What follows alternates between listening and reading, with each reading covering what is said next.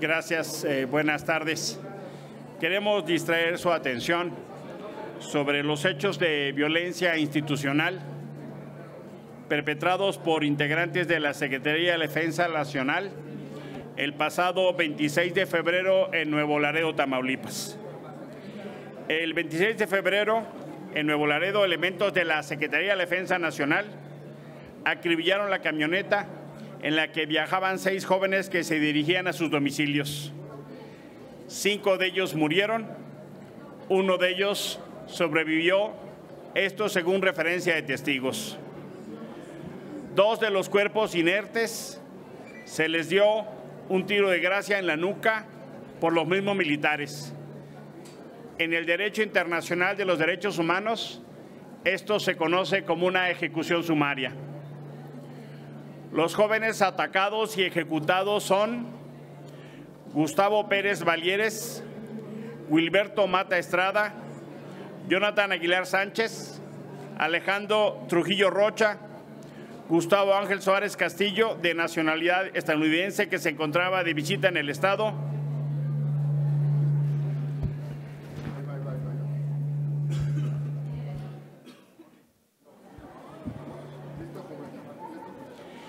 y Luis Gerardo, que sobrevivió al ataque y se encuentra grave en el hospital debido a los impactos de bala.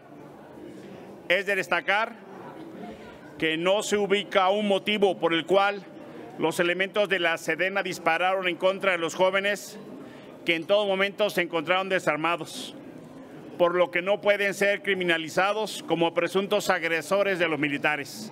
Se ha empezado ya una campaña no solo de revictimización, sino de criminalización en contra de estos jóvenes. El Comité de Derechos Humanos de Nuevo León, cuyo defensor de derechos humanos presidente es Raimundo Ramos, fue agredido físicamente por los militares. Y él ha señalado que esta nueva masacre ocurrida en la frontera enardeció a cientos de habitantes y docenas de familiares de las víctimas que enfrentaron al personal militar por considerar que las víctimas no estaban armadas y que no había motivo para que los privaran de la vida arbitrariamente. Los elementos castrenses, después del ataque, decidieron retirar la camioneta de los hechos en donde había ocurrido el enfrentamiento. Familiares de las víctimas y vecinos han reclamado el uso ilegal de la fuerza, incluso letal, por parte de 3 elementos que accionaron sus armas en contra de los civiles. Este es un hecho más del uso irracional de la fuerza y la consecuencia de utilizar a soldados en labores de seguridad pública. Infelizmente no es el único hecho. El 17 de febrero del 18, elementos de la Marina desaparecieron a Alfredo Hernández y Jonathan Ballesteros, también en Nuevo Laredo. 12 de los 13 marinos detenidos fueron liberados. El 26 de marzo del 18, una familia fue asesinada en su auto por elementos de la Marina en un supuesto enfrentamiento con integrantes. Esto cuando se dirigían de Piedras Negras desde Nuevo Laredo. 2 menores de 6 y 4 años, además de su padre de 25 y su madre de 18, murieron dentro del vehículo. El 21 de abril, un juez vinculó a proceso a 30 marinos acusados de la desaparición de Julio César Viramontes Arredondo.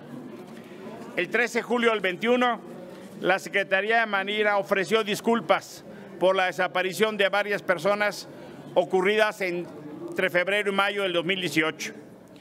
El 3 de julio del 22, el Ejército reportó un supuesto enfrentamiento donde habrían muerto 12 civiles integrantes de la delincuencia organizada. Sin embargo, en redes sociales se mostraron un elemento del Ejército ordenando matar a un civil en Nuevo Laredo. Investigaciones periodísticas mostraron que al menos 3 de las 12 personas que murieron en este enfrentamiento estaban secuestradas. El 31 de agosto del 22, elementos del Ejército Mexicano asesinaron a la niña Heidi Mariana Pérez en Nuevo Laredo. El 26 de febrero del 23 se vuelven a presentar estos elementos en Nuevo Laredo. Es urgente una investigación que termine con los abusos de autoridad y los homicidios que se están cometiendo en Nuevo Laredo. Es inadmisible el uso de la fuerza que genera muertos inocentes o civiles y que encima se les criminaliza. Y aún más peligroso, que se quiera criminalizar el trabajo del Comité de Derechos Humanos de Nuevo Laredo, que ha estado aquí, porque denuncia los abusos y excesos que están cometiendo. Estos son los costos de la militarización que promueve este gobierno. Hacemos un llamado a la Fiscalía General de la República para que investigue y pare la omisión. Y hacemos un enérgico llamado al presidente López Obrador para que no minimice los hechos y dé pie a la investigación y termine con esa impunidad que en torno a los militares que cometen abusos en contra de civiles que no son sancionados. Por su atención, muchas gracias.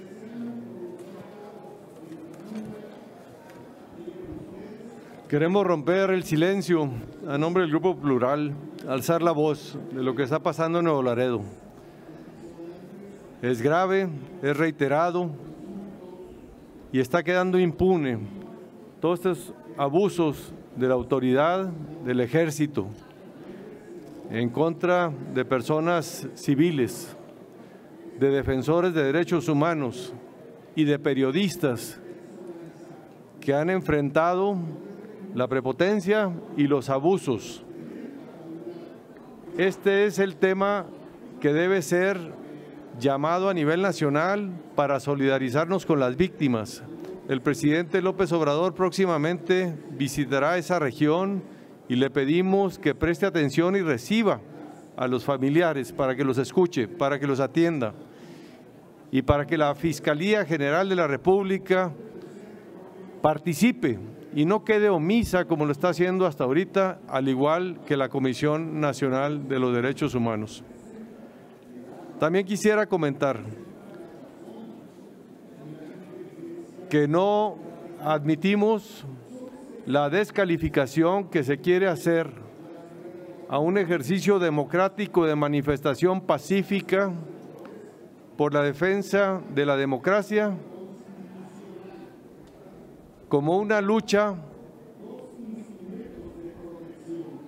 en favor de la corrupción o en favor de un personaje que está siendo sentenciado por Estados Unidos, y esto promovido por el presidente Andrés Manuel y por Morena. A todas luces es un acto de autoritarismo, de intolerancia lo que está haciendo el presidente y sus huestes. La manifestación es de los demócratas que queremos defender la democracia, la libertad, el INE y nuestro voto.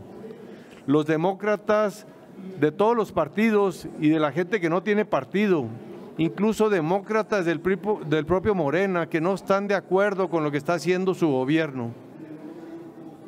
La lucha es contra el autoritarismo, contra la intolerancia, contra la conformación de un monopolio del poder, de una hegemonía autoritaria. Y ese es el eje que se está conformando hoy y que nos está dividiendo a los mexicanos. No es conservadores contra liberales, no es izquierdas contra derechas, es defensores de la democracia contra promotores del autoritarismo. Y por eso debemos de tener muy claro que estamos en nuestro derecho de manifestarnos y exigimos el respeto del presidente, de Morena y de toda su gente cercana que promueve el autoritarismo con este plan B del presidente y el plan C, que es la colonización del INE. Es cuanto. Muchas gracias. Si ustedes nos los permiten, pasaríamos entonces al apartado de las preguntas de los compañeros de la Fuente. La primera pregunta es de Leticia Robles de la Rosa, de Excelsior. Senadores, buenas tardes. Respecto del caso de estos jóvenes que fueron víctimas de la acción de los militares, hay muchas versiones que establecen que estos jóvenes en realidad estaban agrediendo a los soldados y que son parte de organizaciones criminales. Quisiera saber si esto podría tener cierto dejo de verdad o estamos ante un escenario en el que están tratando de justificar lo que antes criticaron. Y por otra parte, en otro tema, si me lo permite, el senador Madero en particular, quiero hacer una pregunta, senador, en su calidad de expresidente del Senado de la República. Quisiera saber si es verdad que necesitan los dos presidentes de cámaras firmar la autorización para publicar un decreto en el Diario Oficial de la Federación. Hasta donde yo entiendo, cuando la Cámara, por ejemplo, Cámara de Diputados, manda una minuta, ya sea en primera o segunda vuelta como la mande, ya trae la firma del presidente de la mesa directiva y de al menos 2 secretarios o de un secretario.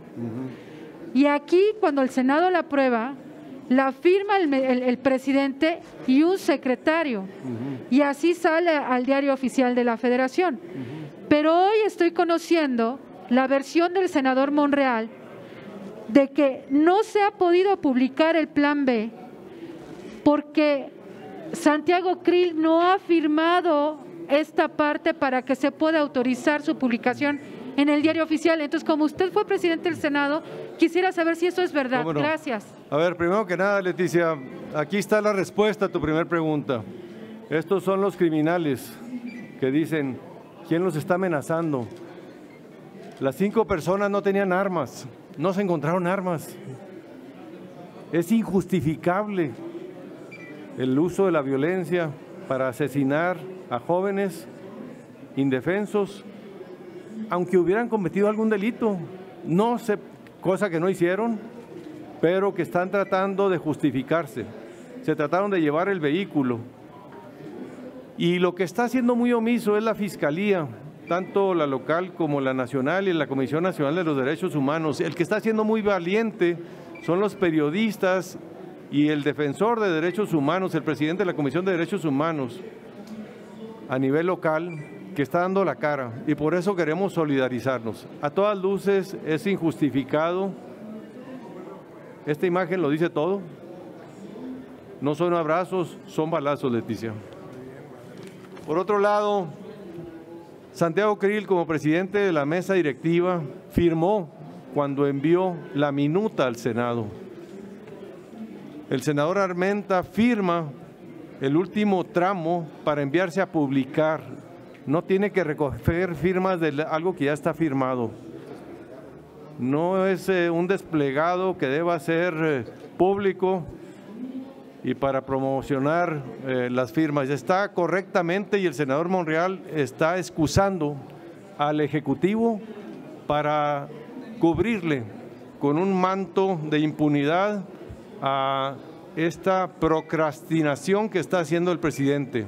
El presidente no tiene ninguna justificación para no publicar ya, hoy, el Plan B.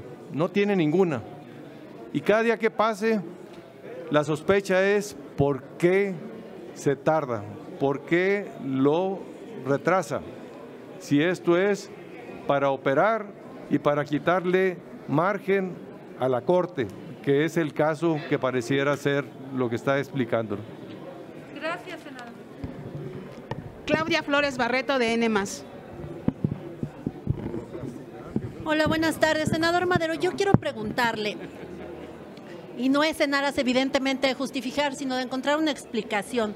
A ver, finalmente si responsabilizan a Santiago Krill de firmar el decreto para que pueda ser publicado, pues no, lo más fácil es firmarlo y mandarlo, independientemente de que si ya se haya firmado o no se haya firmado. Finalmente lo están responsabilizando a él de manera pública de que por él, un opositor que estuvo marchando el domingo, pues resulta que no se publica, y el presidente puede decir con toda razón pues que no le ha llegado, porque si no sale de la Cámara de Diputados pues nunca le va a llegar.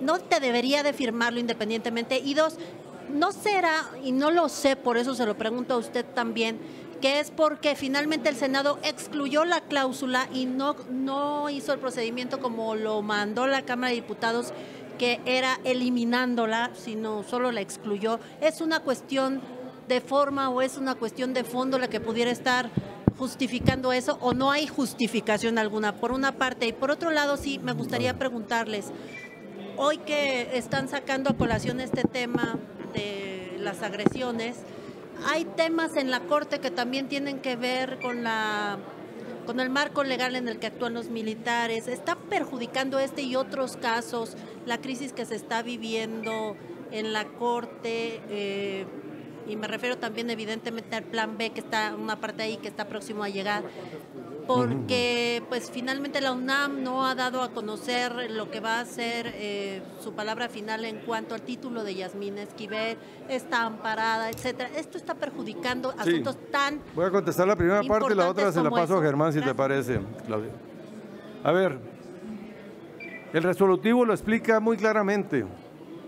Viene desde Cámara de Diputados en los mismos términos, aplicándose al artículo 72, si mal no recuerdo, de la Constitución, y el inciso que lo señala, que las partes que fueron acordadas y aprobadas por ambas cámaras se mandan al Ejecutivo a publicar. Punto. Todo lo demás es un pretexto, como lo que siempre hacen, enredar las cosas, en vez de dar la cara y explicar con contundencia por qué lo están procrastinando. ¿Por qué lo están aletargando?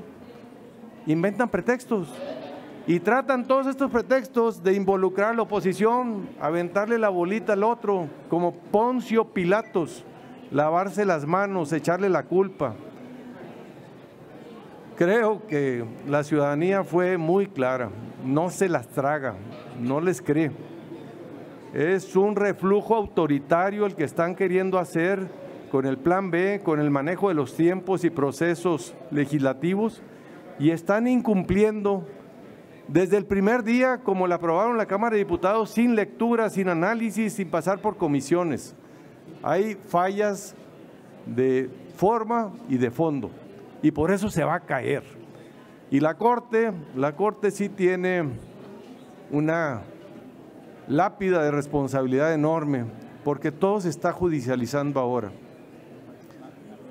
El tema de un poder ejecutivo con estos excesos nos obliga a solicitarle la intervención a la Suprema Corte de Justicia de la Nación que actúe, pero se le están acumulando los temas.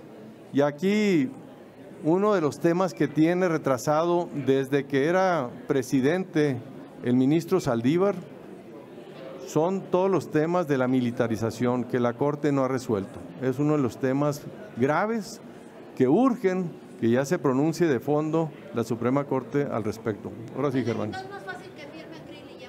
No se van a quedar en ese pleito, ¿no? Siento un precedente para cuando quieran. A ver, de la anterior pregunta, Claudia, la Constitución es clarísima.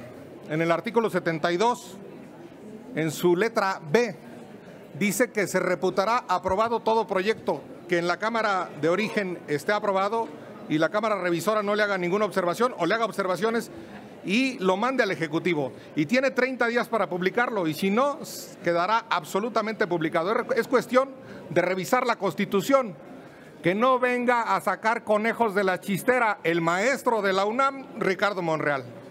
Si conoce la Constitución, debe ajustarse a la Constitución y no inventarle excusas a el presidente para que lo enliste en la lista de sus hermanos corcholatos. Él todavía no es hermano, él es primo hermano todavía y quiere quedar bien con el presidente. Que lea el 72B y se considerará promulgado cualquier proyecto de ley que después de esos 30 días esté aprobado por ambas cámaras. Punto. Cuestión de leer la Constitución. La segunda parte de la pregunta, quiero solidarizarme después del día de ayer, donde se habló de Emilio Álvarez y Casa y de Gustavo Madero por el presidente. Ellos han ejercido su derecho, hemos ejercido nuestro derecho a manifestarnos en la Plaza de la Constitución en contra de estas leyes electorales. No son corruptos quienes nos manifestamos en esa plaza. No es corrupto Emilio Álvarez y Casa, no es corrupto Gustavo Madero y no es corrupto José Ramón Cosío. Es corrupto quien resuelve, y lo dijo Cosío, yo no plagio, es corrupto quien resuelve al margen de la Constitución. Queremos que esas acciones de inconstitucionalidad se resuelvan dentro de la Constitución y se resuelvan por gentes solventes que están acreditados sus papeles dentro de la Constitución. Hay 10 ministras y ministros que van togados, vestidos de negro, a la Corte. Y hay una ministra que va, y lo digo sin lastimarla, sin ofenderla, va desnuda éticamente a la Corte, porque ya no fue titulada, artículo 95 de la Constitución, en su fracción cuarta, y porque ya volvió a plagiar, volvió a robar una tesis, fracción anterior, necesita gozar buena reputación. Son dos requisitos: tener título, no lo tiene, lo obtuvo con engaños, es nulo de pleno derecho en el origen, y gozar de buena reputación. No tiene buena reputación quien roba tesis 2 veces. Luego entonces, de una vez lo decimos, porque se necesitan 8 votos de ministros para expulsar esas reformas del orden constitucional. Si Yasmín Esquivel no aclara su situación de titulación, su voto no va a pacificar ninguna protesta y no vamos a aceptar esa resolución de Yasmín Esquivel. Antes de votar la reforma electoral, Yasmín Esquivel tiene que aclarar sus papeles, su titulación, y dejar claro que tiene un título ganado con méritos académicos en la UNAM, y pedir perdón por el robo del doctorado. No aceptamos que Yasmín Esquivel revise la reforma electoral, porque está desnuda éticamente. Así de sencillo y así de claro. Debe renunciar y activarse el procedimiento de nombrar una ministra interina. Lo dice también la Constitución, en el artículo 98, si no recuerdo mal. Porque los jueces constitucionales deben pacificar con sus sentencias. No estamos tranquilos de tener una ministra plagiaria, una ministra pirata, una ministra robatesis, para que imparta justicia en el máximo tribunal de este país. Félix Muñiz, de Punto Aéreo. Gracias. ¿Qué tal, senadores? Muy buena tarde. Preguntarles en el tema del ejército. Estamos ya ante un ejército criminal y cobarde, porque se ve que están atacando a la sociedad civil sin armas, y si ya están sus manos llenas de sangre el ejército, no sé si sea necesario como ayudar a aquella gente, que se forme una comisión del legislativo para que vaya y los apoye y se investigue realmente qué es lo que pasó allá, porque quieren disfrazar el asunto. Inclusive hay videos de que dicen que estaban 2 personas vivas y llegaron y los ejecutaron. O sea, ¿en qué estamos ahorita? ¿En qué punto estamos? En manos ya del ejército. Y en otro tema, quizás también se habla mucho de que el presidente está apoyando a Cuba y a Nicaragua con millones de pesos para subsidiar. No sé si ahí también ustedes tengan que pedir cuentas a qué está mandando ese dinero. Gracias. Gracias, Félix. El ejército está padeciendo la situación tan delicada, difícil, en la que lo ha puesto el presidente Andrés Manuel y Morena, al encargarles tareas para las cuales no está capacitada y no está en su función. El tema de la seguridad pública, lo hemos insistido, el ejército puede ser auxiliar, pero debe haber una policía civil encargada de la investigación. Y en este sentido se presentan situaciones en las que el ejército puede perder su prestigio. Todo el apoyo que tiene por parte de los ciudadanos está en riesgo cuando el presidente los expone a tareas para las cuales no está diseñado ni capacitado. Por eso, más que nada, hay una llamada para proteger a las víctimas y otra para revisar el proyecto y el modelo de seguridad pública basada en el ejército. Estas son las 2 acciones que debe tomar el presidente, y siendo sensible a lo que está pasando, no solo en Nuevo Laredo, sino en todo el país. Hay además un hecho extraordinariamente grave. en violación al artículo 13 constitucional, las Fuerzas Armadas retiraron evidencias de lo ahí sucedido. Es la Fiscalía General de la República la que tiene que investigar cuando hay delitos donde participan integrantes de la Sedena y civiles. El fuero militar no aplica para esto.